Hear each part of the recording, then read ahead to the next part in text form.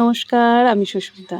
সকালবেলা ঘুম থেকে উঠে তাড়াতাড়ি করে গোপাল সোনাকে উঠিয়ে হাত মুখ ধুয়ে জামাকাপড় ছাড়িয়ে বসিয়ে রেখে চলে গেলাম বান্ধবীর ছাদে। বান্ধবীর ছাদ থেকে কয়েকটা ফুল নিয়ে আসি।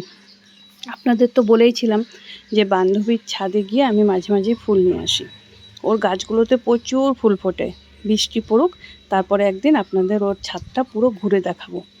এই ফুলগুলো দেখুন কত ফুটেছে না, খুব ভালো লাগে দেখতে। এত গাছের যত্ন করে না ও। আজকে কি রান্না করেছে চলুন আপনাদের একটু দেখিয়ে দিই। এখানে করেছি ডাল, একটু আম দিয়ে একটু ডাল করেছি। এই যে এই আম দেখেছেন, এই যে আম উঠে গেছে বাজারে। আর একটুখানি ঝিঙে আলু পোস্ত। ঝিঙে আলু পোস্তটা দেখে কেউ তেল তেল মনে বলেন না, একটু পোস্তর মধ্যে একটু তেল না হলে না আমার ভালো লাগে না।